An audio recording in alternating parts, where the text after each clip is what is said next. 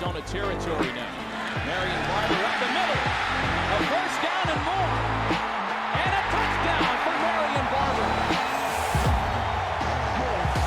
Well, you talk about striking fast. And that is Marion Barber's first career touchdown. And he earned a right to start today. And they count him on a power play. Here is Barber going to the outside. He's able to turn the corner, pick up the first down, get inside the 10, dives for the end zone, and gets in for the touchdown.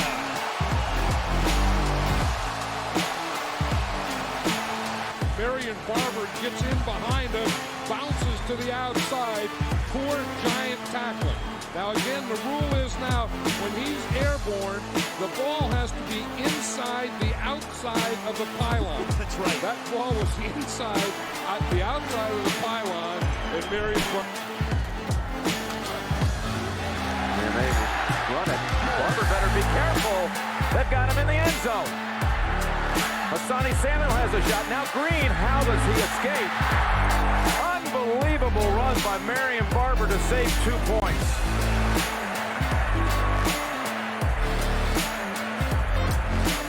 But Marion Barber stays after it. Tell you what, that was close to going all the way. That goes down on the books as a 2-yard run. It's back right now. Romo going to Barber out of the backfield. And down the sideline, a big play by Barber. Still on his feet. Trying to beat Roll into the end zone, and does. I got to tell you, this was about as sloppy a defense as what you could see. All the missed tackles, missed angles. He's on the sideline there. There are a lot of guys that had angles on Marion Barber to be able to knock him out of bounds, and they just were unable to do it. The one thing Arizona couldn't have happen is a quick score. And with Dallas still having 2 timeouts left, you know, with this score, swing at the 13. Romo, first Barber out of the backfield. Cowboys, touchdown.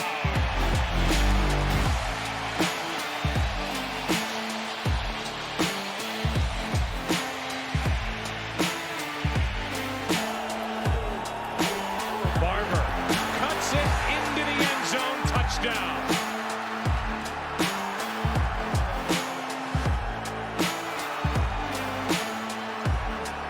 Second of the day, 6th in the last 3 games, and on the season, on the ground.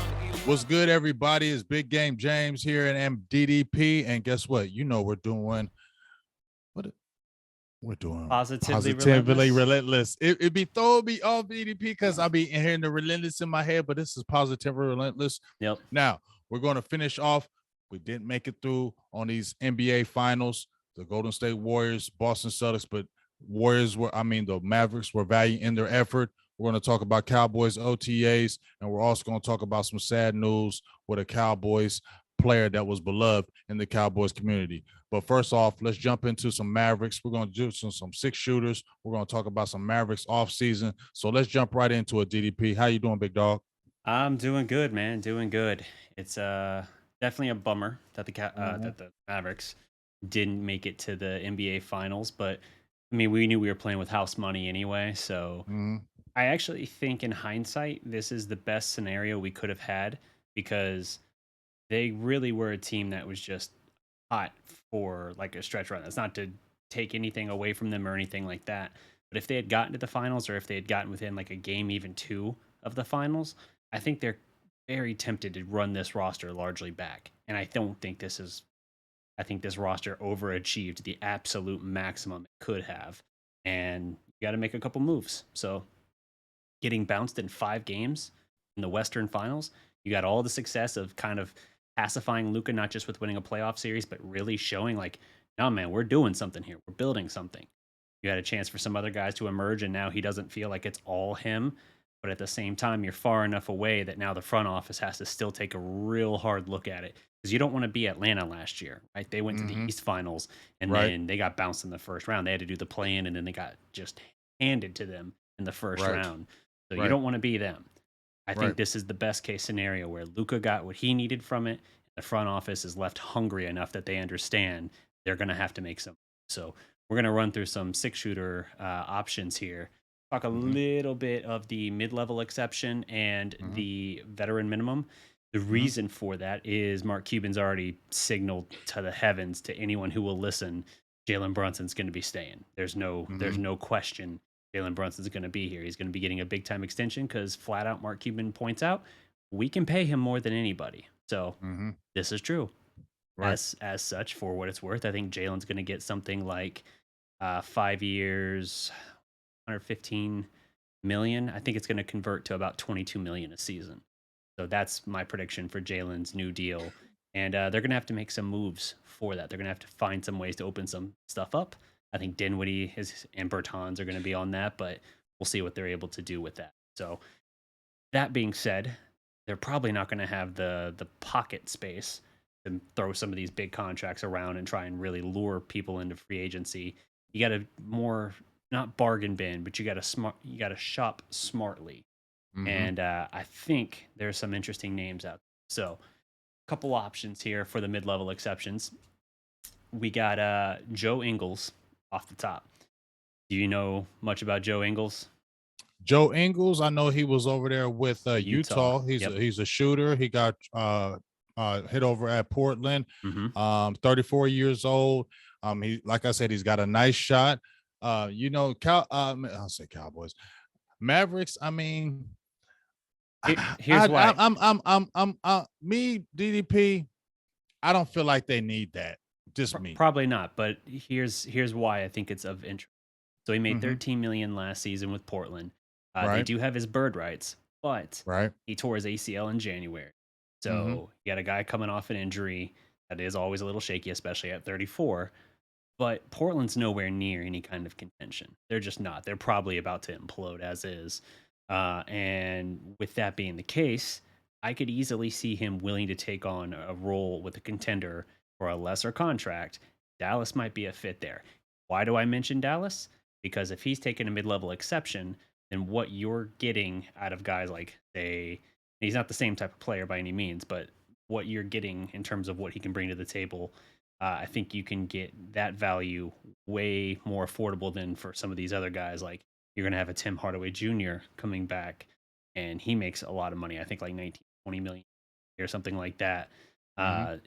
Bring him back into the mix. And Dinwiddie, you're going to have to find a way to move him. So it's not a guy that does the same exact things they do, but it is still a quality veteran player who can give you some of that stuff. You're talking about a career almost 41% 3-point shooter and effective field goal percentage of 58% for his career. So that is something worth considering, especially if you're talking just a mid-level exception. So that's the first name I wanted to throw out there. That one's the one where it was kind of like reaching out there a little bit. That's usually older, and especially with injury stuff, I usually stay away, but only because of how close I feel like Dallas reasonably is.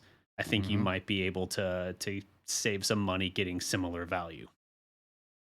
I can see that part of it, where you're saying the saving the money part. But the only way, in my opinion, I'm really messing with Joe is if you taking that mid exception and you're not costing a lot of money. Other than that, I'm not dealing with you. I agree. Then we get into some interesting names here. Mid-level exception. How would you feel about Mo Bamba? If you remember, Mo Bamba was the smoke screen in the Luka Doncic draft. Dallas was really kind of hinting that's where they were going to go, and it was all a smoke screen because they were getting ready to move up, trade the draft rights of Trae Young for Luka Doncic. Now, he's still a young guy, obviously, same draft class. Talk about a 7-foot guy with an obscene wingspan. He has a great range and everything like that, but he hasn't really had a chance yet. He hasn't really broken through. Now, to be fair, he's been in Orlando, but you're talking about a guy who last season averaged 10.6 points, 0.1 rebounds, blocked 2.6 shots a night on 56% from the field and 38% from mid-level exception. Yes, I will take that experiment. Yes, I will take that.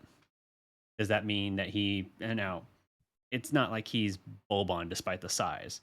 He'll bring more fluidity than that. He'll be able to actually stretch the floor. I know people like seeing Boban hit threes as if it's a party trick, but he'll bring more than that, and it's a much younger player as well that I think can bring an athleticism that obviously you're not going to get with Boban. So that's something that I would certainly be intrigued by for if we're talking mid-level exceptions. I'm gonna definitely look at that. Number one, because I'm a Texas guy, so I already know about Bamba. You know what I mean? And he's 24 years old. And if you look at his years in the league, 4 years in the league, this is this first year he played the most game in his whole career. Yep. I like the 7 foot size. Like you said, 10 points a game, 8 rebounds, 2 blocks. I like the fluidity, like you said. We love Boban, but the problem with Boban is that he can't move like you want to, and it obstructs the offense. Yep. You wouldn't have that with Mobamba because he can move, he's fluid, he's active, and he's an active 7-footer. So you could see something like that, especially only being 24 years old. He hasn't even touched the surface of what he could do. And you could do definitely that pick and roll with Luka throwing it up in the air to Bamba. Yeah, I could definitely see that. So I would definitely do that. And he ain't gonna cost a lot of money either. No, he won't. Now, will he get more than a mid-level exception from someone? Maybe. So he's got to want to come here. But honestly, I could feasibly see a path here. I've already seen a couple murmurs of people kind of saying like, I don't want to jinx it or anything, but I wouldn't hate that. I'm kind of like, yeah, I wouldn't hate that either. So yeah, we'll see on that. Next, we got mid-level exception option here. We've talked about him. We threw his name out last time. Mitchell Robinson, more traditional big. A little bit concerning given this team's kind of trying to move towards that cutting edge of small ball trends and everything. So it would be a little confusing to go with a guy that's a career 8.5 points, 7.5 boards, 2 blocks. But last season with the Knicks, he averaged 8.5 points, just under 2 blocks, and 8.6 rebounds. So a more traditional big, but there is a role for that kind of thing. And if you're talking a mid-level exception, I think you can make that argument. Like, it's one thing if you have a guy like, not to continue picking on him, he's not even here anymore, Porzingis, who it's like, wow, we're paying $30 million and we have scenarios where we can't even put him on the floor. It's like one thing to have that. But if it's a mid-level exception guy, you're not worried about it. Similarly with the Jazz, they pay Gobert a ton of money, and yet there were scenarios where he was unplayable against Dallas. That's just disastrous for Utah. But if it's a guy making mid-level exception, and he's still able to, when you can use him, give you a near double-double and block a couple shots, yeah, this front court would desperately need that. And if you don't have to tie up a bunch of money in him, he could be an affordable option in that regard. I'm just going to only bounce off this. DDP is the money option. Like you said, 10 points, 8 points, 8 boards. But I'm very concerned about that free throw shooting. It was terrible last year, 48% from the field, from the free throw line. That's terrible. And he's a career 54% free throw shooter. So I get that. Centers aren't going to be the greatest at free throw shooting, but that's very concerning to me. I would rather do the Bamba option than Robinson. Sure. I'm going to just be honest with you. I know he would be a cheaper, and he's 24 years old, but I'm just not feeling him. Yeah. It's not as perfect of a fit, but again, I'm talking just if Bamba's not an option. For sure. I would say Mitchell, if that's what you're looking at, that's not the worst option you could go with. Even he's got weaknesses to his game for sure, but I think but he's 24 years old, and that's a good thing. And if you're talking mid-level exception, then I can be talked into a guy with flaws. You're not going to find a perfect fit without flaws at the mid-level. And he's a big man. Yeah, exactly. So then we got a couple of minimum options here, and I'll roll a little faster with these. A name that has interested me for a couple of seasons, but has just never quite found his way here. He was with Atlanta, then he was with Sacramento. Dwayne Dedmon, 32 years old. He's a little bit of an aging big, but again, thin front court. He also has the ability to stretch the floor a little bit for even in today's game. That's pretty valuable, especially as we talk about scenarios where front court players, big men, are getting kind of played off the floor. Having a guy that can actually be decent on the floor and still knock down some threes at about 34% like he does is pretty valuable. Now, his numbers for his career aren't going to jump out at you as amazing. Again, we're talking vet minimums here. 6.4 points, 5.9 rebounds, 33.8% from three for his career, 52.7% from the field, and about a block a game.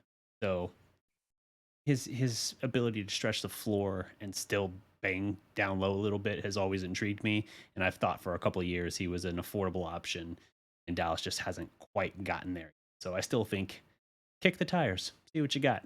Might be able to get something that fills the void well enough. Yeah, I can feel you on that with Dedmon. I think the biggest thing that you said that kind of rings out to me is that he can stretch the floor. Mhm. And that's what you kind of want with the Mavericks type of offense. You got to be having the guys that can shoot, obviously, with Luka. So that will be the appeal to me. Obviously, he's a veteran minimum, not going to cost a lot of money, got some good size. But I think the size with the be able to shoot really will be the appeal to me for him. And if you get him for cheap, I would look at something like that. But once again, I still want a little more athleticism Sure. at the big man spot for me. Absolutely. Well, you're not going to find a ton more of it here in the next option I got, but this is kind of old reliable here. This is sturdy. This is Robin Lopez, twin brother of Brooke Ooh, Lopez. Now, yeah. he's still viable. He played in Mhm, Orlando last season, 7.1 points, 3.5 boards, about a half block. But mhm. for his career, you're talking 8.7 points, 4.9 rebounds, 1.1 blocks, 54% percentage. So it's a guy who, if you actually look at his points per possession on the block, like posting up, the last couple seasons, it's actually better than Brooke Lopez, like in terms of points per possession. So part of that's how Milwaukee deploys Brooke Lopez, but still, I feel like there's something viable there. You know, Brooke always got all the shine as far as the Lopez twins were concerned, but I still think Robin is a viable option if you're talking veteran minimum deal, a guy that can give you some decent, sturdy minutes, still be effective for certain things you need. So that's an intriguing name and at least a recognizable one. Yeah, a recognizable name, Mhm. veteran minimum. I say bouncing off you with that, but with me, I'm kind of cool on Lopez. I don't really kind of want him in the building. I understand where you're coming from. Veteran minimum, that would be the only appeal for me, Yep. but I feel like he's on the downtrend. Yep. And I mean, he only played 36 games last season, so I'm kind of good on him. I agree. And then this one is an interesting one. It's actually not a front court player. We're talking about a wing, Kent Bazemore, aka the almost Maverick from the Luka Trey Young deal. The Right. original deal that was proposed, instead of Dallas adding in a number one pick or whatever for the following year, was Hmm. that it was going to be Wes Matthews and um, the draft rights of Trey Young Hmm. in exchange for Luka, his draft rights, and Bazemore. And Dallas, who liked Wes Matthews a lot, said no. And so the deal kind of got reshuffled, and then it ended up being those two rights straight up, plus a future number one the following year, which wound up being, I think, Cam Reddish for them. So yeah, it's an interesting thing. You want to talk about someone who badly misplayed a hand in poker? That's Oh man, he Kent played it Bazemore. super bad. He Yeah, played it super bad, dog. yeah, he was on the Warriors 2 years ago, left to go to the Lakers for a greatly reduced role, saying he wanted to play for a championship. Lakers failed to make And the guess what? playoffs, and the Warriors are back in the final. So that And that what hurt. would ever even think that when he got all those aging veteran players over Hmm. there that he thought he was really going to win a championship? Come Yeah, on, bro. That don't work like that. no, I even watching them put it together, I was like, okay, I'm a Russell Westbrook guy. I fully embrace I'm and not. accept. I know you're not. I'm not. I am more for his loyalty, but I still contend that his MVP season in OKC was phenomenal. Um, Phenomenal. yeah, Great but player, but I yeah, don't want him on my team. sure, and especially at that stage of his career, OKC got the best of both worlds, where Right. they found a way to deal him to Houston for like a number one pick, Right. and yeah, that was kind of the kickoff of OKC just hoarding every draft pick in the world. The next like four drafts, Right, right. the next like four drafts, they have like 17 first round picks. Like, good God, Mm-hmm. obscene. Hey, But they racked up though. oh yeah, no, they can. I mean, they have They no got some good excuse. little talent. They Yeah, have they no got some good excuse little for talent. not finding a way to win a title in the next 10 years. They can buy half the All Star team if they want, just in Hey, I terms of like that draft Giddy kid capital. though. I like that Hmm. point guard though. Giddy's nice, and SGA, Shea Mm-hmm. Gildas Alexander, is also very good. Yep. But yeah, Lou Dort, love Lou Dort. Mm-hmm. But anyway, yeah, Kent Bazemore last season, not a good year for him, significantly down in his stats, as we said, greatly reduced role, Mm-hmm. and career 8.2 points, 3.2 boards, 35.6% from three. He's another one of those things where it's like maybe his last couple of years are down, but he's not too far up there in age. Willing to bet he's better than the tanking Warriors and his greatly reduced role on a bad Laker team. So I'm willing to bet he still got something in there, does that mean that I want to find a way to ship Hardaway out and bring him in to kind of replicate that? No, because I don't think he's going to replicate Hardaway. But it is something where it's another gun off the bench, if you will, guy that can knock down shots and provide you a little bit of lift. So it's intriguing enough that I would at least entertain the idea, but it's certainly not my top option, which is why he's the sixth player I've mentioned in a segment about 6 options. Right. He ain't the top option. No. Now, what you talk about with Kent Bazemore, I feel what you coming with the angle with him. But as you said, with Tim Hardaway Jr., I'm not doing that because I got more options. I got better options with him. But here's the thing, like you said, DDP, coming off the bench and you cheap, I like the athleticism that he could bring off the bench that could help the Mavericks. So from that aspect, if you're coming off the bench and you don't cost a lot of money, that's something I would definitely entertain because I feel like you over with the Lakers, like we just talked before, you played your hand bad, but you could come over to the Mavericks and have a role. And I think you probably will play better because it's going to be a better situation for you as a player and whole. Yeah, I think so. Like I said, I think he's got more than the last 2 years suggests. I'm almost looking back at his last season with Atlanta to determine how good of a player I still think he is. I think he's still viable in a rotation. So is he the best option? No, but I think if you're looking for something that can just give you a little spark, another guy and a veteran that can give you a little something, something, Right. not the worst option you could have. Not So, the worst. Not yeah. the worst, but like I said, he's a bench guy. Maybe could get some spark off the bench. It's really about the money with me. For real. Right now, I don't even want to sound like a Stephen Jones because I'm in Dallas, but right now it's tight over here. So, you gotta spend it right. Yeah.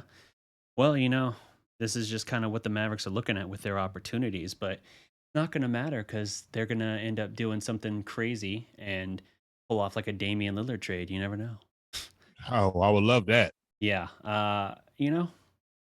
Everyone wanting to jump on that would point to the fact that as far as big fish go, like Zach Levine was a name tossed around a lot. I don't. Let's jump on that right quick. Okay. Let me jump on that right quick. I don't think Zach Levine is the answer. Okay, I agree. like Zach Levine's talent. He's not getting Dallas over the hump. Period. Yeah. Not my opinion. Now, if you got a Damian Lillard, I would change my tune because Lillard already showed you he had McCollum on his team. McCollum is a dog. And you saw when he went over, McCollum is a dog. And you saw, I like how Lillard adjusted his game for McCollum because McCollum is a scorer. Yeah. And they adjusted their game and they were able to play with each other. That's why I would want a Dame Lillard more than a Zach Levine because I feel like Lillard will alter his game for Luka. Right. You know what I'm saying? He would understand this is Luka's team, not mine. And he would still come with it. But I feel like he would be a great option because Lillard is a team player. I don't know if Zach Levine is that guy. I don't know. In my opinion, I don't feel like Zach Levine is a team player. And I feel like if he came over with Luka, I don't feel like that would work. Yeah. Just my opinion. I feel like it would not work. And I don't want it. And I don't want Zach Levine coming to Dallas. Just right. me. Yeah. No, when I look at the possibility of like Damian Lillard, like where it's fun to entertain in any capacity is where you look at it and you're like, well, he was very outspoken or rather his representation was very outspoken that he wanted Jason Kidd as his head coach in Portland and then get him. He came to Dallas and they got Chauncey Billups. Their season was a disaster and really close with Nico Harrison. Like his iconic shot, game 5 over OKC, the deep 3 in Paul George's face that got played a million times. Who's the first person he runs to on the sideline? Nico Harrison. That's the first guy he ran over to dap up. He's tight with Nico. He wanted Jason Kidd as the coach. And, I think other guys like Jared Dudley on Kidd's staff, highly respected. I never necessarily got the appeal of Dudley, but see all these other guys around the league and it's like, okay, well, he's at least got they love respect. him. Yeah, he's got their respect. So right. If you look at it that way, maybe you could see a scenario.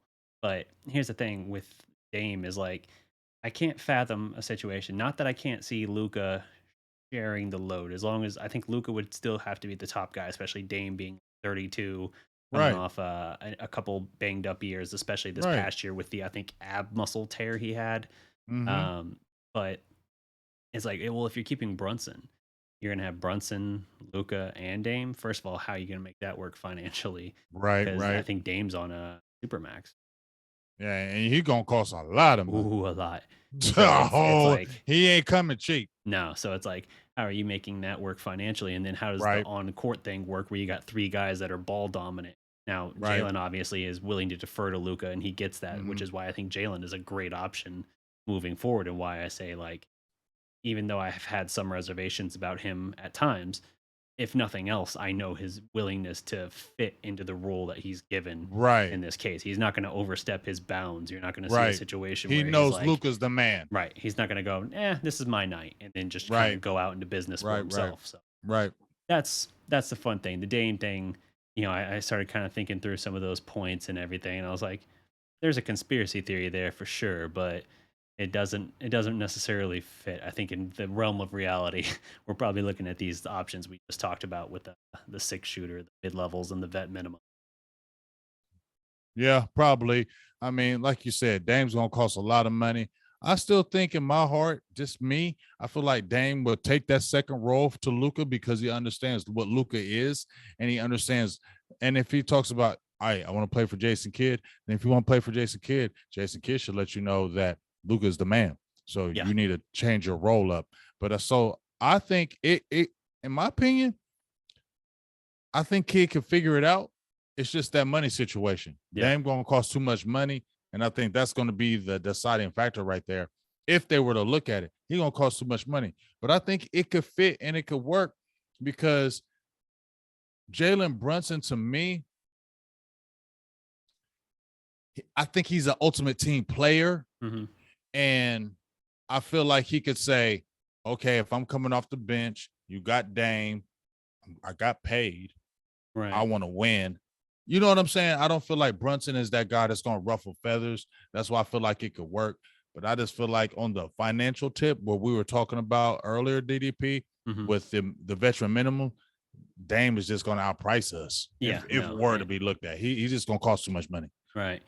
Yeah, and on the Jalen note, real quick, it's like I could see a scenario wherein, like, yeah, I do agree that he puts the team first. He especially likes these guys, and I think he does understand the Mavericks have kind of given him the time and helped him develop. I get that, but I also think if you were to relegate him back to the bench because you acquired somehow, some way, another star player ahead of him, I think he would feel some kind of way. I think he would take that as disrespect. It's like, yeah, you paid me, but now you I'm going also to the bench. reduced my role, and now Gotcha. I'm playing third fiddle. And Yeah. like, to be clear, that might be the case anyway for what Dallas needs to really compete is for Jalen to be the third guy.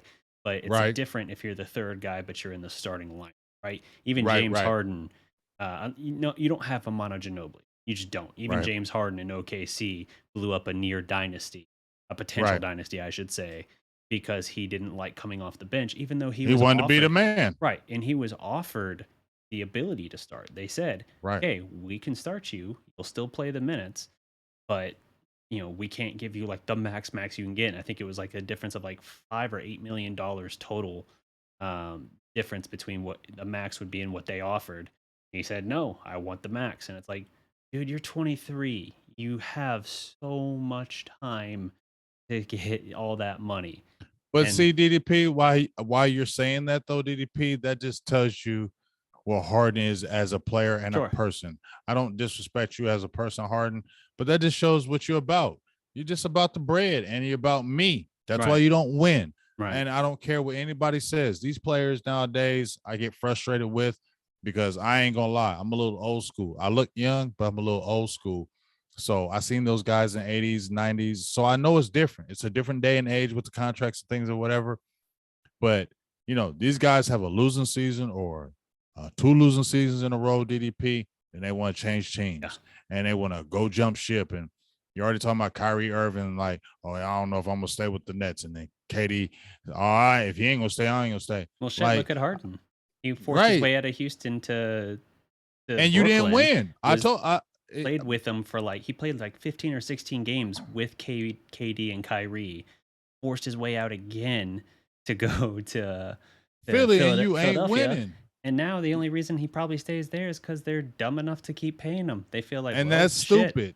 Yeah. No, and that's stupid. Y'all are dumb for pay. If y'all pay him a max deal, y'all crazy. Yeah, because but they will. This shows you, and they will, because these NBA teams or whatever feel like they're forced, their hands are forced to do that, DDP. And you know, like I know it, Harden is not that player anymore. No, he's been done for 3 years. Right. He just proved it again. He's not that guy anymore. That dribble between your legs 3 or 4 times in a row, nobody's going for that anymore. He's not the same player. And it's just crazy. Like the Ben Simmons, these guys just jump ship thinking they're going to go to a team and win a championship. It don't work like that, man. I don't care what you say. Yeah. It's incredibly difficult to do when you don't take care of your own physical health, like getting plenty of rest and not going out clubbing all the time and shit. Right. Staying up all night. Like that's what Harden does. Like Harden likes the party lifestyle. He likes the kick superstar thing. That's part of why he didn't like Brooklyn, was they didn't have as many strip clubs apparently, which that was something I would not have guessed. But apparently that was a big sticking point for him, that Houston, his jersey was retired in like every Houston strip club. The dude would go in there and drop $1 million a night and shit. Like, see what I'm saying, man? Like these new age players, DDP. I just don't deal with them. Yeah, they some new age players, and that's what I love about Luka. You understand what I'm saying? That's what I love about Luka, because I still feel like he has the purity of the game. He hasn't been poisoned by this other stuff. And what you talked about in the very beginning of the show, I totally agree. Where Luka is about trying to win championships. Yep. He ain't caring about nothing else. No, he doesn't Luka care won about his MVPs. money. Yeah, you know what I'm saying? He won championships. And that's what it means to him. So for them to get to the Western Conference Finals, like you said, DDP, that calmed him down. You know what I mean? That like, okay, we got to the Western Conference Finals. I'm feeling good about that. You know what I mean? Because if they would have had another early exit, Luka been pissed. Yeah. I think Luka would have been talking in the media. Luka would have been saying stuff, because Luka ain't about losing. Right. Period. The run they went on essentially turned him in, at least for the time being, the kind of Joel Embiid, where he's just like, trust the process. They've been telling me this was going to work, and now here it is. All of a sudden, we go on a deep playoff run. Okay, I see things are working. I see it coming together. Okay, I'll chill. I just got paid. Yes. All right. I'll chill for a few years. Yeah. And a few years, man, that time moves so fast now. Like, he could be in a completely different headspace by this time next year, for all we know. It could be as early as 2 years. But you know, Luka DDP, Luka only going to do it for a couple of years. Yeah. If they regress, like you said, yeah. If they go to them finals and lose a first round exit, yeah, Luka gonna go off. Yeah, I don't know what's gonna happen with that. So they're gonna have to make some moves, but they're gonna have to make some moves. It's gonna be an interesting offseason all the same. Yes, sir. But let's roll into some Cowboys talk here. Let's do it. So transition the slide over here. We got some Cowboys OTAs, some interesting little footnotes here. So first up, and I'll let you run with this, but first up, we got Jerry Jones pretty much making a definitive statement about his wide receiver number one, his former wide receiver number one. Tell us a little about that.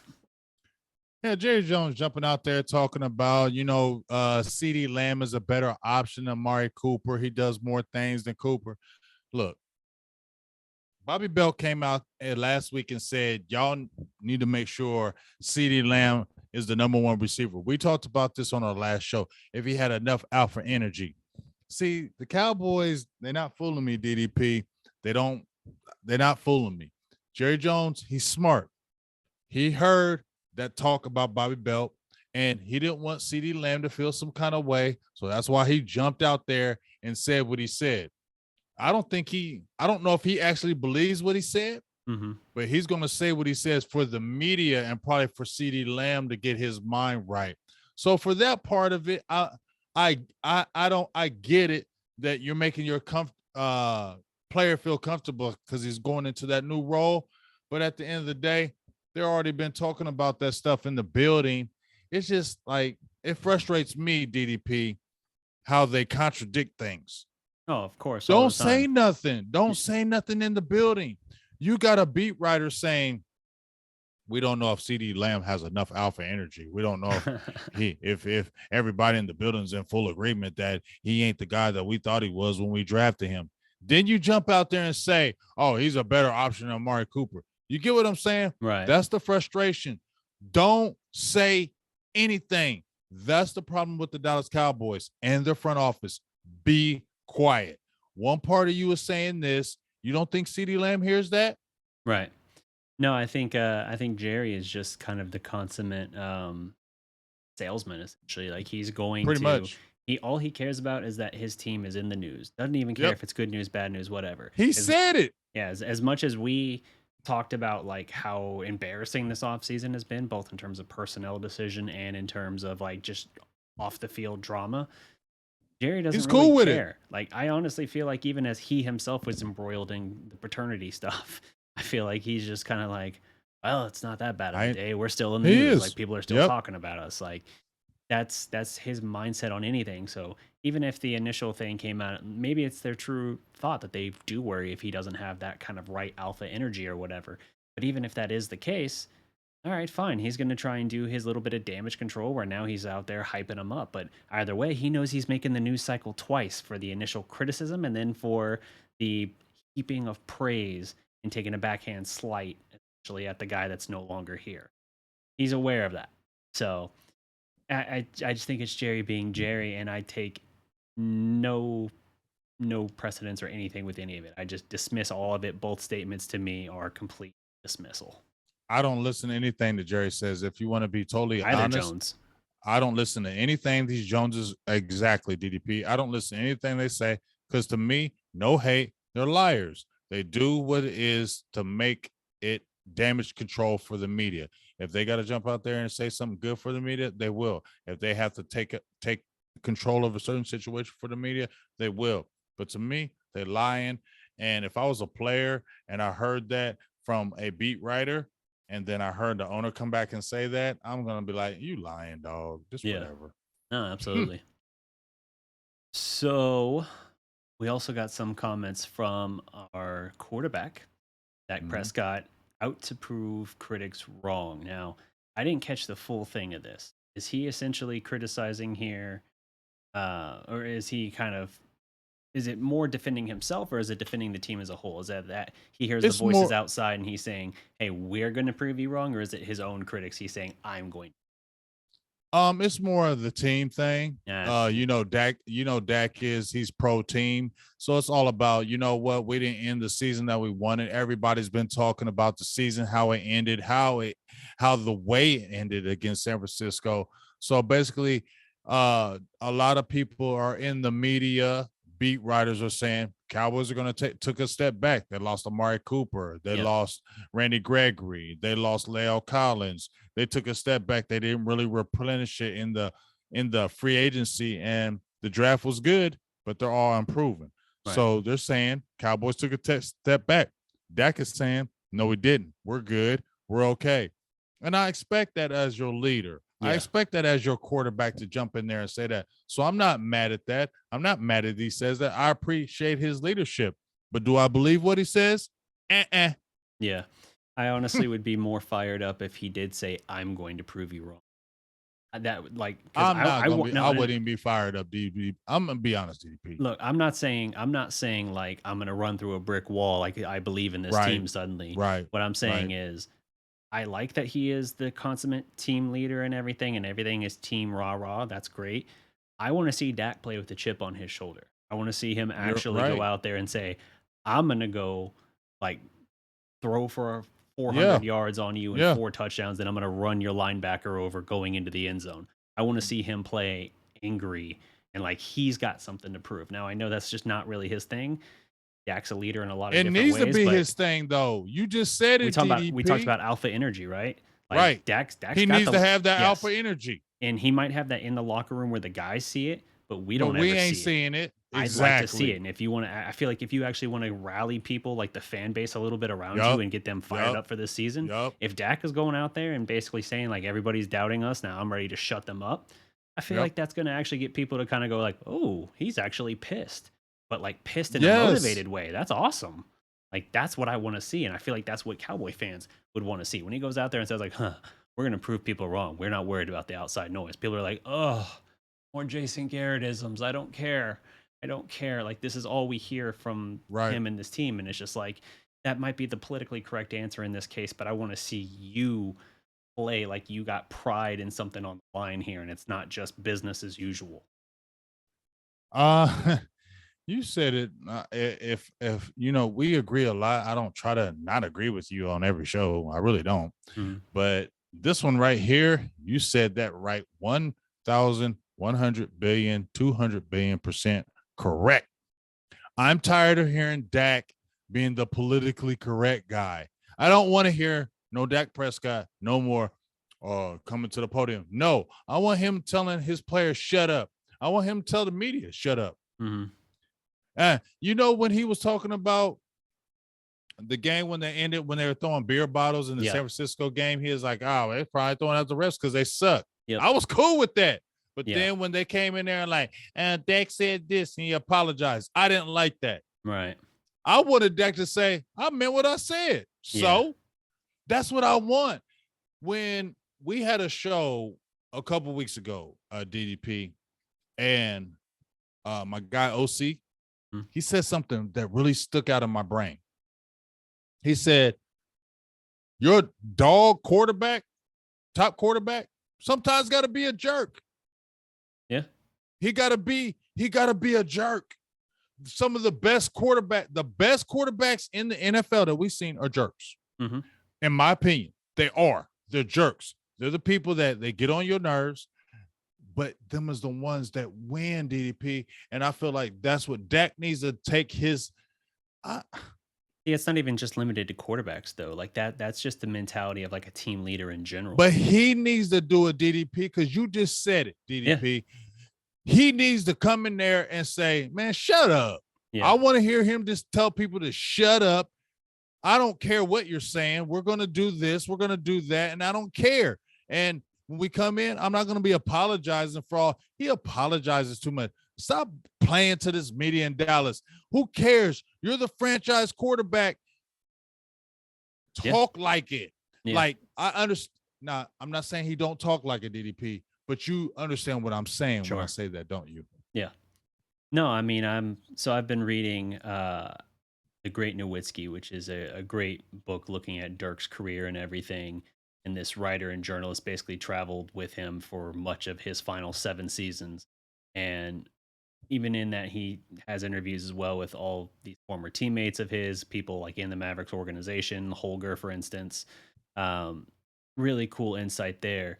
And at one point, he's actually talking about the championship season, which was before he started traveling with Dirk. And he's talking about how in the playoff run in the second round, or no, it was the first round, excuse me, against Portland. JJ Barea was huge for the Mavericks in the finals that year against Miami, and he was huge against the Lakers in the next series as well. But he was getting used and abused by Portland with Andre Miller particularly. And Dirk played the role of the jerk, and that's not Dirk's nature. Dirk was not the critical, chew you out kind of leader, but he literally on the court after Barea had a bad turnover and gave up 2 bad buckets in a row, just getting blown by Miller and bullied. Dirk yelled at Carlisle loud enough that the entire bench and all the coaches heard him say, "He can't fucking play. Get him out. He can't play in this fucking season."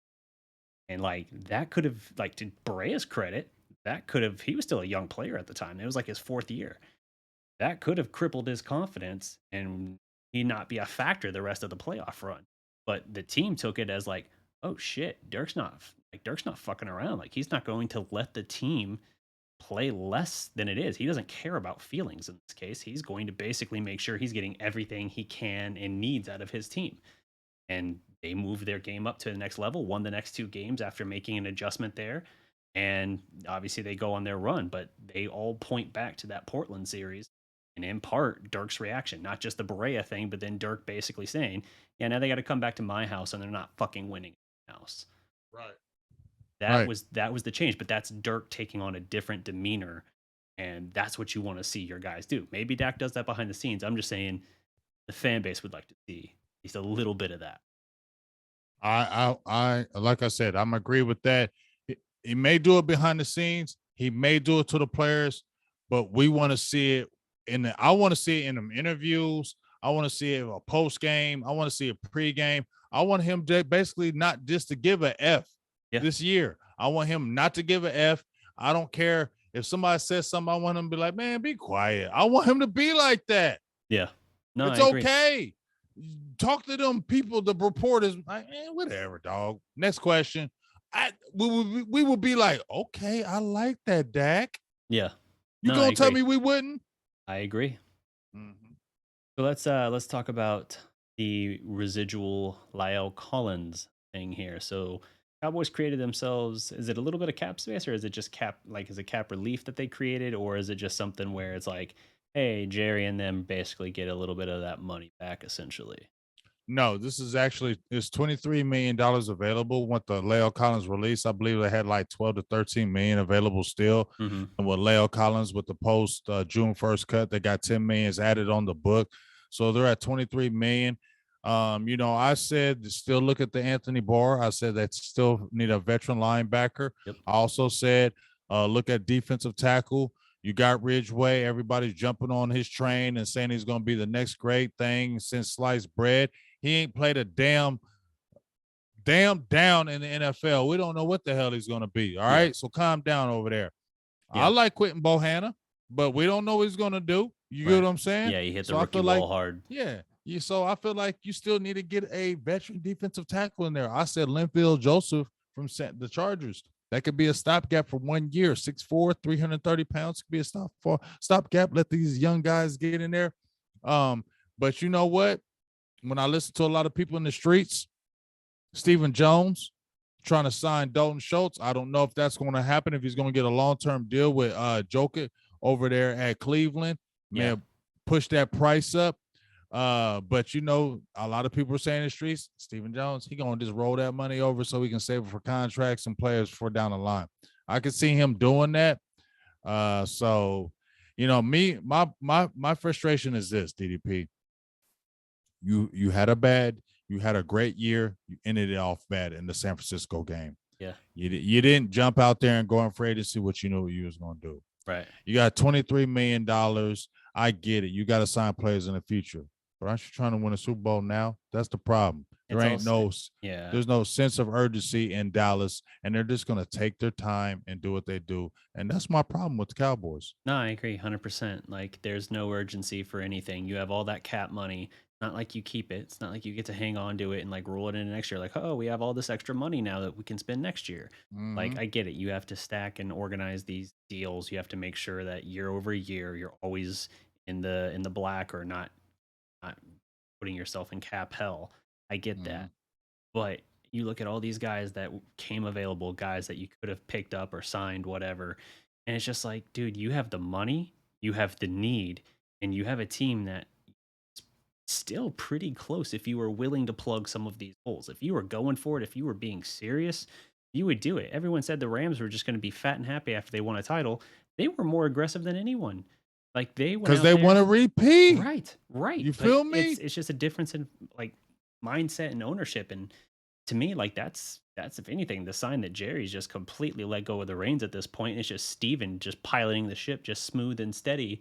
He's just like, oh, I just don't want to rock the boat because that's all we used to do is do this. And then that's how you get $50 million to Brandon Carr, and it's a disaster. Like, yeah, okay, but you're taking the wrong extreme position on that. The answer is not the dead center of the road going 25. It's not going to work. It's not going to work. I don't care what he says. I don't care what Stephen Jones says. That style, that mentality is not going to work. He can think it's going to work. He can think it's going to work. And he can try to play it to the media. That's the frustration. I don't want to start getting mad and my blood starts boiling because I feel like, just like you said, you ended the season 12-5 where you had a Super Bowl type team. Yep. You had a Super Bowl team last year, and you didn't end the way you wanted, right? Didn't even start the way you wanted, really. You feel me?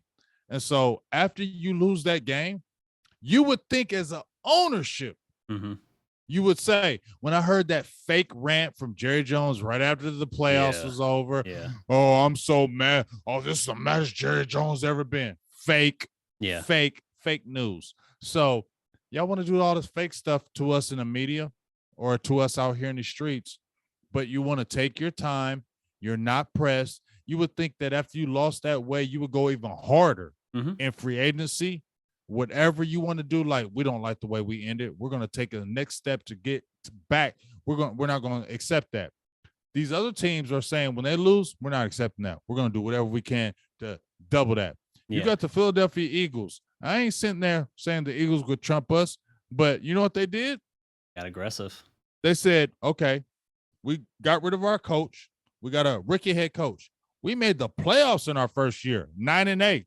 We could rest on that and sit there and say, let's continue to build slowly and build a contender. You know what they said? No, throw that out the window. We're not waiting. Yep. We're going to go ahead and get this, and this, and we're going to make this happen. We're going to get there this year. And that's the problem with the Cowboys. And it's almost like, in my opinion, it's very pompous attitude. Like, oh, we don't do what all these other teams doing. They can spend all their draft picks on one. We're going to do it our way. We're going to win our way. And your way hasn't worked. And your way, 25 freaking years. Exactly. And your way is not going to work because aggressive, Jerry Jones, is an oil guy. How did you get the Cowboys? By making risks. And here's the thing. I never got mad at Jerry when he went and got Joey Galloway or Roy Williams, or maybe those were failed picks, but I never got mad at him because I was like, because he was at least always, Jerry was always saying that, hey, I don't like the way this year ended. I will do whatever it takes to get us back. I'm not settling for that, and I'm going to spend as much money as I need to get us back. I never was mad at that. You might get frustrated, but I was never mad at that. Stephen Jones, I am mad at you because you are conservative, and all you worry about is money, and Dallas is not going to win with his philosophy, period. No, he makes it sound like the team is like fairly financially solvent and not the most expensive, most profitable sports franchise. They're the number one franchise in the world. For like 15 years plus running. Like it doesn't mean anything. It doesn't make sense. I would at least, like you said, I would appreciate if they did make another Brandon Carr type thing. And that's not even to say like, hey, I'm literally saying get a player that so under delivers on a contract, even though he was steady, he was just overpaid. But it's like, I'm not even saying like go make a bad decision, but at the very least I would say like, all right, well, you're being active, you're aggressive, trying, you're doing something. Fuck it, go pay sticker price. I don't care. Just show me that you're trying to win. Right. Don't just sit out here and keep saying like, well, we're just going to keep playing this steady and just bargain shopping. We're going to keep on bargaining and you tried that last year. Man, you tried that. You tried that last year, and what happened? You screwed up, and you didn't get out of the first freaking game. You couldn't get out of the divisional round at home. It's a joke, man. Like the whole thing is a joke. At this point, it just feels like they're gaslighting. Like it just feels like that's all they're doing. I feel like DDP is just like what they're trying to do is they're just fan grabbing and make sure fans don't run away. Sure. And and as I said before, before I got into media, I was that, I'm not disrespecting no fans out there, but I feel like I was an ignorant fan. I fell for a lot of things. Yep. Once I got behind the scenes, I saw a lot of stuff, and I'm not believing that stuff. And what Stephen Jones is doing to the Cowboys right now is not right, because he wants to sit there and tell the world, oh, we're saving money. We're not spending a lot of money. We're in a good situation. Yeah, you're in a good financial situation, but you ain't winning nothing. So what does it matter that you have all this money available, but you ain't winning? Right. The whole point is to win championships. You understand what I'm saying? And you're trying to say, well, we're not. And the last thing about this, DDP, before we go on, is the thing that frustrates me and pisses me off more than anything is you want to gamble on rookies. Yep. You're gambling on them. They have not played in the NFL one game. Right. But you're gambling on them. Oh, but they don't cost a lot of money. So that's a gamble we can take. We're not going to take a gamble on somebody who's been in the league, been there and done it and proved it. No, I agree. Because I'm scared. I'm going to pay y'all that money, and then you're not going to do it. I'm scared. So I'm going to go pay this rookie and put all my hope in him, and he ain't never playing the NFL because he's cheap. I hate that mindset, and I just don't respect Stephen Jones for it. And I don't even want to talk about him no more. Let me ask you real quick, one last quick thing on post-June cut, June 1st cuts. On the off chance that it might have already happened, I didn't see if it has. Would you think the Cowboys would entertain the possibility of another Dan Quinn reunion with Deion Jones if he were to get cut? I think it could happen because Dan Quinn has a lot of pull in the building now. Yeah. You know, when you come up the way he did, they already had high marks on him before he came in the building. And then you turn around the defense the way you did. Mm-hmm. Now they think get Dan Quinn as a god. So they're going to give Dan Quinn the keys. Yeah. So I feel like if Dan Quinn likes Deion Jones and the money is right for Stephen Jones, then it's going to happen.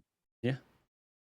All right. So let's move into our topic. This is essentially our final topic because we kind of rolled the June 1st cuts into the Cowboys OTAs talk here. But let's talk about it. We went into a little bit of Tim Hardaway Jr. earlier. Talk a little bit about THJ's future or lack thereof in Dallas. So his season obviously got cut short this year. He played in 42 games right after getting a big contract. He took less money actually to stay with Dallas, about $17 million less to stay with Dallas than to go play in New Orleans with Zion. And so that was pretty nice. He certainly didn't have to do that, but he worked like hell trying to get back for this playoff run. And, you know, you were seeing every game day Mavericks PR saying like he's listed as out, listed as out. But the fact that they were still doing that game after game says like he was actively trying to get there. And could they have really used his shooting off the bench in particular in even the Golden State series? Absolutely. He would have been desperately absolutely needed. Not only that, just depth too. Like think about that. Like the team was another body. Gassed. Yeah. Give another guy that can shoot 40% from three off the bench. Now, what kind of conditioning he would be in? Probably not great, but at the same time, hey, can you give us 10 minutes and like 2 threes? I'll take it. I'll take it. Yeah, absolutely. So, yeah, it would have been great to have him. He's a 13.9 points per game for his career, 35.8% from three. And in Dallas, in his 3.5 seasons, he's averaged 15.5 points. He's also seen his 3-point percentage climb. He was about 34.7% his last season with New York. And then his first full season with Dallas, he was just a hair under 40%, and then 39% in the 2020-2021. He did drop this year, but again, you had a whole coaching staff shakeup and the rotation shakeup, and then he only played like half the year. So his numbers did dip a little bit this year, about 14 points roughly, and I think he was like 34% again this year.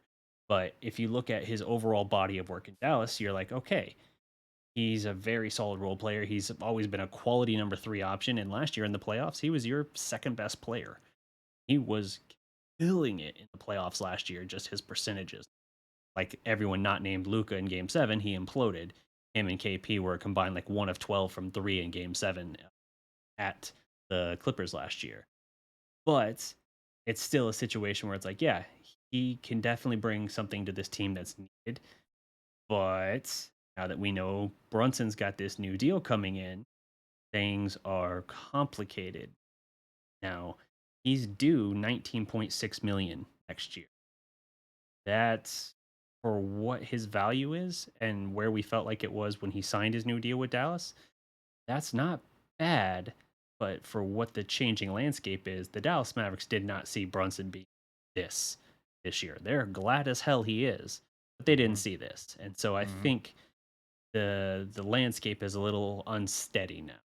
And so you're going to have to see them make some moves. They're not going to be able to just drop Brunson's fat contract on here and be like, all right, everything else can be the same.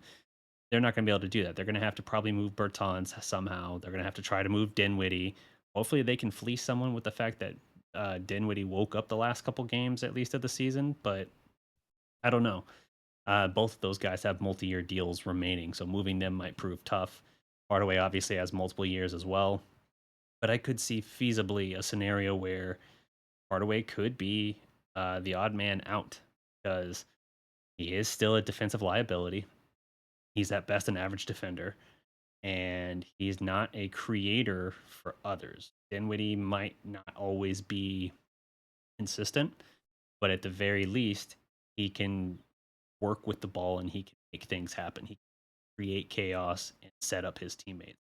Hardaway, he can go get his own shot, but he's not creating for other guys.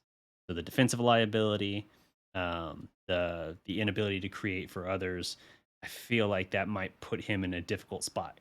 Obviously, with Reggie and with Dorian Finney-Smith, your 3-and-D guys are always going to beat your just 3 guy. So I think there's a chance he's still here next year depending on what they figure out. But I also think there is a good chance that if the Mavericks do pull off some kind of trade, he's going to be part of it, if for no other reason than figuring out a way to make the cap money work. I think his role reduced to this year, while his numbers might have bumped back up over the course of a year.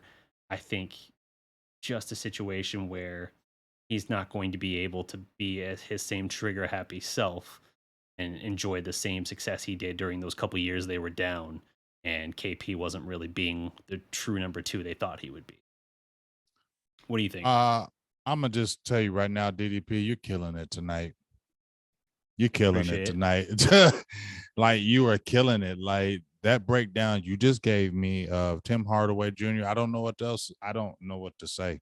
I'm full agreement. Like, everything you broke down to the very last compound and what that's saying, I agree with it, especially with the Dinwiddie thing about Dinwiddie be able to create off the dribble where Tim Hardaway can't.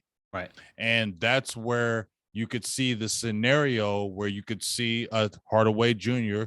going into a trade scenario and you keeping a Dinwiddie, because Dinwiddie can. It's not that Dinwiddie may be a more offensive player, because Tim Hardaway Jr. can basically probably get you more points, but he's not creating for anybody else. Right. You're just opening shots for him. Dinwiddie can do multiple things, and that's where the allure for even pulling him from another squad to Dallas, right? Because they needed another playmaker, and that's what Dinwiddie can do. And I agree with you with the fact of he was on what we call the land of juices and berries with Rick Carlisle. Yeah. You might not have the land of juices and berries with Jason Kidd, right, and be able to shoot the ball all day. You know what I'm saying? So that dynamic may be different. So I can see where, feeling what you're saying, he could be moved because he's more of an appeal for a team if you move him because of what he can offer as far as the shooting aspect. You get what I'm saying? Where Dinwiddie, if you say, well, let's put Dinwiddie in the deal, people say, I don't want Dinwiddie. You know what I mean? Because shooters are a premium in the league. Right. Shooters are premium in the NBA. Dinwiddie is not that shooter that Tim Hardaway Jr. is. So he's more of a premium player that when you get a guy that can shoot the ball, I mean, just like you said with the percentage goals, I mean, the percentage came up when he came over to Dallas. It was near 40%, teetering. He can't shoot the ball. So that's going to be a lure for teams. Whereas a Dinwiddie, you can say, we can get somebody who can create plays and they can't really shoot. We can get somebody to do that. We need somebody who can score the ball. Yep. So I understand where you're coming from in that. And that's where I think a Hardaway Jr. could be moved and thrown in a deal. I would love for him to come back because of what he can offer for Dallas. But I can also say, I don't mind you leaving in a scenario in a trade if you can bring something back, especially if you can get an athletic big man. If you throw him in a trade, Hardaway Jr., and you can bring an athletic big man back to help the team, I'm all for that. Well, look at it this way. If you can, let's say you could hypothetically put a deal together that would ship out Hardaway and Bertans. Do you know how much money you would save just doing that? Just talking one season, how much cap space would open up? Talk to me. $35.6 million. Bye. Hardaway is $19.6 million due next year. Bye. Bertans is $16 million. By the way, Bertans signed a 5-year, $80 million contract. This was year 2. He's got 3 more years after this. See ya. Yeah. So Bertans, if you're talking about how you're going to make Jalen work, it's got to be Bertans. Don't know how. Don't know how you're moving that contract, but maybe you can put something together. You know, maybe get creative, please. Get creative over there. Yeah. New Orleans was willing to pay an extra $17 million to try and pry Hardaway away. Kick the tires. See if they'll consider it. Now they have a good squad. They might think, hey, this would have been really good. We need a shooter. We need that one shooter away. Exactly. So yeah, you might be able to make something happen there. Now, to be honest, I know they were a playoff team this year. I know that they gave Phoenix some trouble in that first round series, and they need a shooter. DDP. I haven't looked at their roster to really know, like, hey, what do I want on there? Like, what's my wish list of their? They roster? need a shooter. Well, yeah, I know. I'm talking about like what we would get in return. Oh, from them. Okay. I don't know. I admittedly, I don't know what their roster would offer us in return, but that's an option if you want to talk about like where Hardaway could go. Right. So there's something there, and if they need shooters, hell, Davis Bertans is the ultimate streaky shooter. So is Hardaway. Like we talk about Dinwiddie being inconsistent. Hardaway, my friend Innie, who's been on here a ton with me over the years doing these shows, he likes to say Tim Hardaway Jr. is ignorant. Just basically like doesn't matter if he's 0 for 100. He's taking the next 10, keep shooting. The next 10 in a row, believing he's going to make it. He'll pull up from 40 feet if he feels like he's got to look at it. Like he does not care. But at the same time, when he's hot, it's scorching. It is unstoppable. But when he's not, he'll give you some 2 for 17 night. Like definitely he will. We've seen it. Yes, and that's why I still say Dinwiddie might be the better option. Mostly because Dinwiddie is a little bit better of a defender. Not a great defender, but a little bit better of a defender. And he can still create for others. Even if he's not hitting shots, we talked about him hunting his own shots at times in the playoffs, but I still think he's someone who, at least to some extent, will recognize, all right, I'm not really having it this game. And I'll still take my shots if they're there, but I'll at least look for others. Hardaway's like, I do one thing. I'm on the floor. I shoot. You throw me the ball, I'm shooting. Yes. Every time. Yep. I agree with you with the Dinwiddie. Yep. I agree with you with the Dinwiddie thing because you could even see it in the playoffs. When he was playing his game and he missed a couple of shots, he was like, okay, I'll miss a couple. Let me create for my players. Let me get them involved. And let me try to, you could see him trying to feel his way through the game. And that's what I like about Dinwiddie. Even though he was not making this shot, I still like how he has a feel for the game where he's like, I missed a couple. Let me get it over here. I just like the creativity that he brings to the table, and I don't feel like he's going to be in a funk like that. Especially, you got him toward the end of the year, right? Yeah. Let him have 23 games in the regular season. 23 games. Let him have a full offseason with the Mavericks, and I think he's better. Yeah, he could be, and it's also 2 years at that point removed from the ACL. So actually, this was year 2 from the ACL, so it would be 3 years. So maybe he would be better. Let's keep him. I think he would be 30. I think at that point. Yeah, let's keep Dinwiddie. Yeah, and not only that, the best thing Dinwiddie can do is he can get to the cup at will. Right. He can always get to the rim. Now, whether or not he's converting, that's a different question. But he has good size. We talk about you get to the cup, you're going to create chaos for the defense. You're going to break them down every time. You always got those corner threes. You always got the skip pass and all of that. Hardaway doesn't do that. Hardaway off the dribble is a pull-up mid-ranger. Now, he's good at them. He is good at them. But it's a different type of pressure. It's feast or famine. Hardaway is 1 to 2 dribbles, not a whole lot of attacking the rim. Dinwiddie can get all the way there. And I think your 3-guard lineup with Luka, Brunson, and Dinwiddie was so lethal when deployed, granted in small doses, small stretches here and there. And to be fair, we didn't get to see an unleashed Jalen Brunson in that combo with Luka and Hardaway, but it's hard to fathom it would be much more effective. I feel like Hardaway would be a perfect spot-up option for this team, but the cap situation, not his fault at all. You get the money you're offered that you earned, absolutely. But I feel like the scenario, given his caps figure and what this team has to still try to cobble together, they've said they're not going to run it back. They're going to be aggressive. Nico Harrison said that right after the season ended. And I'm willing to put a little more trust in him than I did in previous regimes. But just get the feeling that Hardaway is going to be on the cutting block because of the pieces they could move, he's kind of the most appealing one. I feel like the most consistently proven one, just Yep. because people can look at, hey, look at his last 3 years. What's he done? Whereas Dinwiddie had a stretch of about 30 games by the time the Mavericks got him, which was kind of his reclamation project. And even within that 30 games, he had some real duds. Kind of hard to sell someone on, hey, Dinwiddie's fully back and he is this guy. He Nobody's is the taking six-man Dinwiddie in contender. no deals. I'm just saying. I'm just throwing it out there. Right, If you're I looking feel at the you. viability of him versus Hardaway, it's easier to convince them of Hardaway, I think. Right. And that's a big contract you can move. And maybe you could even pair something where you can also move Bertans and like, hey, look, you got 2 shooters. Here you go. And then you open some stuff up for you to make some other moves. I don't know, but that will be the fun. Hardaway's been good for Dallas. I thought he could have, even though it's a totally different style of play, I thought he could have a Monte Ellis type impact on this offense. And I think at times he did.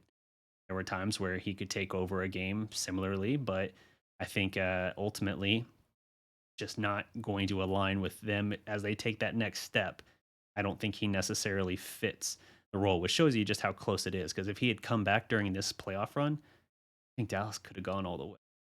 I really do. If he had somehow gotten back, let's say a week earlier, I think Dallas could have crawled back into this series. Now, that's assuming he's able to give them 10, 12 minutes a night and knock down 2 or 3 threes in a game, like just be a pure spot up option if nothing else. But I don't know. I think ultimately the lack of depth and firepower because of the lack of depth is what caught them. And I think if they had had him, it could have been a very different story for his in Dallas, his run in Dallas. But that's the fun. I feel you. I can't say nothing against that. Yep. Well, I think. Oh, we got to talk about Marion Barber, big dog. Yeah. All right. Let's talk a little bit of Marion real quick as we go into our wrap up here. Well, I know it's some sad news. Number one, Marion Barber passed away. I think they found him in his apartment. Yep. They said that they were checking on a welfare thing that was going on, and they found him in his apartment. Some sad news. A lot of people were frustrated with Mike Fisher because he showed the mugshot of Marion Barber with his playing days. I don't know what to think about that. I'm gonna just say this from my perspective. When I heard about Marion Barber and I seen that mugshot, how he had fell on hard times, I was immediately something in my spirit, and this is on my son. Something immediately in my spirit didn't feel right. Mm-hmm. I didn't like seeing that mugshot because it did something to me, DDP. I'm not gonna lie. That mugshot did something to me because it made me feel like he wasn't there. When I seen the mugshot, it looked like he was not there. You talking about like the look in his eyes or something? Yeah, the look. Yeah. It just looked like there was a lot of things going on, and I just didn't like the feeling down the road. Yeah. And we saw Marion Barber. We saw how hard he played.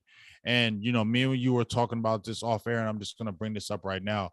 I am not going to lie, DDP. The CTE thing, I have my doubts about it at times because when something goes down with the NFL player, that's the first thing they want to throw out there. And I'm like, we don't know if that was that. You know what I'm saying? Right. I hear it a lot. But in this particular case with Marion Barber, I feel like this was an issue. Yeah. I feel like the way he played the game of football, I play football, and you feel those shots to the head when you lead with your helmet and you hit somebody. You do feel that it's something going on there. And we saw how Marion Barber played. They called him Marion the Barbarian. Yep. That's the way he played. He took a lot of headshots. Yep. He put his head down. Yeah, he was probably one of the best short yardage running backs I can remember. He was a barbarian. Yeah, I mean, just absolutely physical. All of the punishment was incredibly difficult to bring down. Yes. And he played before the rule where you couldn't lower your crown as the runner. Yes. And Yes. so he used his head as a battering ram a lot. Yes. So yeah, I don't have any questions or doubts there that CTE was definitely a factor for him. His best seasons, 2006, he had 14 rushing touchdowns. He wasn't even the Mhm. starter yet. Still Right. Julius Jones. He Yes. had 14 touchdowns. He had a stretch where over the course of a year, despite being the backup, he had like 24 touchdowns. That's ridiculous. His best, from a yardage perspective, his best season was 2007. He had about 945 yards, I want to say. He never had a 1,000-yard season, but he got close that one year, which was the year they sent like And he 15 made Cowboys to the right, Pro Bowl. right. He Yeah. made the Pro Bowl. Yep. And he was a dog that year. Yep. Yeah. He was, I think, really what made that offense work. It wasn't just Mhm. the weapons they had with Terrell Owens and Jason Witten Mhm. in his prime. It was they had the running game because they had Marion Barber, and he had a stretch there where he was a top 5 running back. It might have only been a couple of years, but I feel like he was in that conversation. And I mean, if nothing else, just from the total thing he brought, like because of how good he was in short yardage, he was a menace in red zone opportunities, and that's what made the whole thing click for the Cowboys. So yeah, it's heartbreaking, honestly. Like you said, you see the picture there, and you can tell it's just someone who's really struggled with a lot and gone through a lot. Mhm. There's just something in the eye that's just looks broken. And you saw Dez talking about this even like a year ago. He was already kind of almost pre-mourning, seeing that something's not right, and Yep. worried that he's not going to be able to help draw him back. Yep. That's what it sounds like happened. Because yeah, wellness check, and he was 10 days shy of his 39th. That's Yeah, man. really, really tough. This is one of the ones that hits me pretty hard. Like I'm a younger, not younger Cowboy fan, but like in general, like I started really following the team like religiously, essentially 2002, 2003. So Marion came on the scene, I think 2004, 2005, something like that. So I mean, he's very early on there, and he was like the first running back the Cowboys post Emmett that I was just like, dude, they've got the guy as far as the running game is concerned. And it's a shame. Health is a major thing, and obviously CTE will get all that confirmed. But I really sounds from everything we've heard in the last couple of years, it sounds like health was really bad, and I'm sure CTE case played a big part in that. And all the more reason you gotta take care of these guys even after they retire, because the Cowboys, if they're aware of something, they're doing everything they can. That's one thing. As much as we criticize the Joneses, they are actually really good at trying to help guys who have played for them, whether they still play for them or played for them before. They have a really good track record of trying to help. They were still helping Josh Brent like 3 years after he wasn't on the team anymore. Yeah. They Uh, try, man. Like sometimes you just can't overcome your demons. Sometimes you just can't overcome your demons, and like you said, this one hits hard home to me. I'm gonna be honest with you, DDP. When you sent me the text and you said we got to talk about Marion Barber, I was somewhere else, and as soon as you said we got to talk about Marion Barber, you saw the text I sent you right after that. Yep. Is he gone? Because that's what I felt like. I already knew. As soon as you said Marion Barber, that's the next thing I knew, because I just didn't feel it was right after that. After I seen that picture, I just felt like it wasn't right. I mean, he was living in an apartment. You played in NFL. Yeah. And I'm not being disrespectful when I say this, but playing in NFL, you live in an apartment. You know what I mean? It just felt on a lot of tough times. And man, I love Marion Barber, man. Like, I think when this is going to hit home to a lot of people, because Marion Barber was a fan favorite. Mm-hmm. I don't know anybody that sit there and say they didn't love watching Marion Barber play. Shit, his most popular highlight is the 2 Was that yard New run England? against New England. That where damn New England. It's pushed back like 20 yards into the end zone, not 20. Everybody like 10 yards loved into the end zone, Marion, breaks the like 6 Barbarian. tackles and gains 2 yards on the play. Yeah. Yep. Everybody loved Marion the Barbarian. So I think the initial beginning of it, I think the more mourning will start happening like tomorrow and the day after. Because like I said, I feel like, everybody loved Marion Barber because I feel like he was the quintessential, like the hard hat guy. And I think that's why people could relate to him because he brought his lunch pail and just went to work.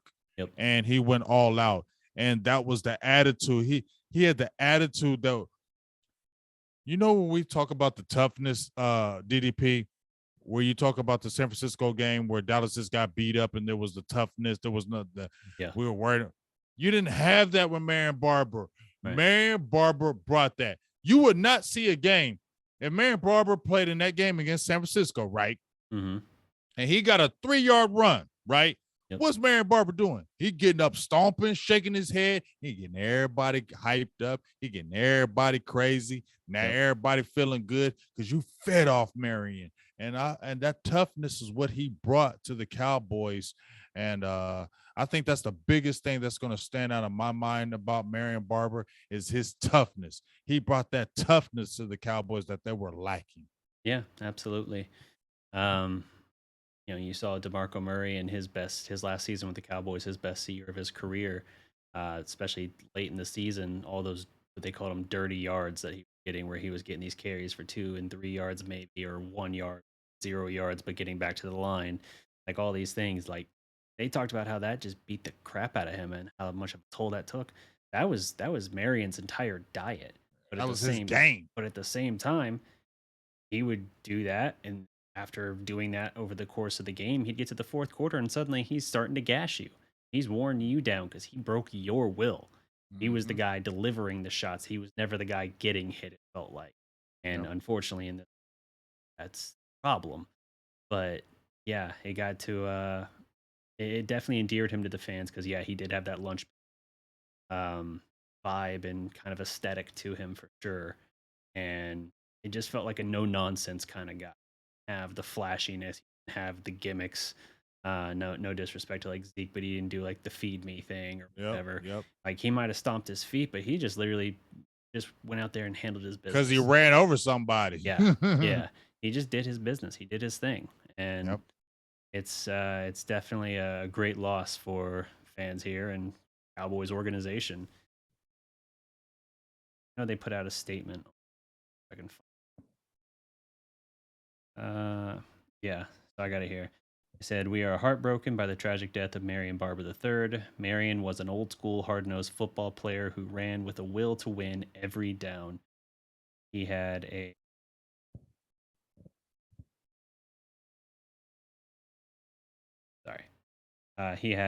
passion for the game and his love for his coaches and team. Our hearts go out to Marion's family and friends during this difficult." Yeah. That pretty much encapsulates it there. That's old school, wanted to beat you down and win the battle of wills every single down. Didn't matter what was happening in that play. Definitely a hard one. Yeah, I mean, and guess what? Even I think Mike Fisher tweeted, it's crazy. He tweeted, remember I told you how he had the picture with his mugshot and a lot of people were complaining about it and it was deleted. Should be. I mean, that's not the time to post that. That's not what the story is. You're like, people say like, hey, don't speak ill of the dead, especially the newly in this case, like bad taste. Like, that's not the time to post that photo. It's so easy to find a photo of him as an active player, especially in the like you're reporting this from a Cowboys perspective. And post a photo of him as a Cowboy. Don't post a photo of him that's like, well, in the past couple of years, this is the most noteworthy thing that's happened to him. That's not what we're talking about. No one's going to look and reflect at that time. You want to have that conversation, that's a later conversation. And if anything, it's to be approached not with reproach, not with judgment, but with like empathy and kindness. Right. Like looking at it and saying like, it's tragic that he got to this. Let's look at what got him to this place, not put it out there to paint a certain picture or give an impression of who he was as a person. Yeah, you're right. Because that's what it does is when you see that last picture of him, you're gonna think negative things. You're gonna think, oh, he was messed up. He was this. And you he won't was have that. empathy. And you won't, just like you said, you won't have any empathy for his life, and you'll just think, that was just another NFL player doing dumb stuff. Yep. That's what it will look like. And I agree with you 100%, DDP. And I feel like that's why that article was taken down, because a lot of people are like, how are you going to do something like that? He is he is revered Yep. with Dallas Cowboys. You're going to have a lasting picture of him having a mugshot? Right. Yeah, not a good look. I wasn't aware of that until you said it, but I'm glad it at least got rectified. Honestly, if anything, he should put out some kind of acknowledgement, or if not apology, at least a retraction, not just delete the post. Or Right. But Yep. that's a different thing, and I guess you can't always ask for the right thing in some. Right. All Yeah, right. man. Well, hey, you know what? It was a great another session today. Really love talking about those Mavericks. We got to some OTAs with the Cowboys. Some sad news. Hopefully, we're going to continue to move past that. But positively relentless, another series in the books. And we're going to be hitting it again next week, because we're going to get more Cowboys football, because we're jumping deep in those OTAs. Mini camps is right around the corner, mandatory mini camps. And then we're going to talk about these Dallas Mavericks, because the draft is right around the corner. And we'll talk about what they're going to do in this offseason. Yep. So for myself, Big Game James, DDP, positively relentless, we're going to be talking to you soon. We out. Peace.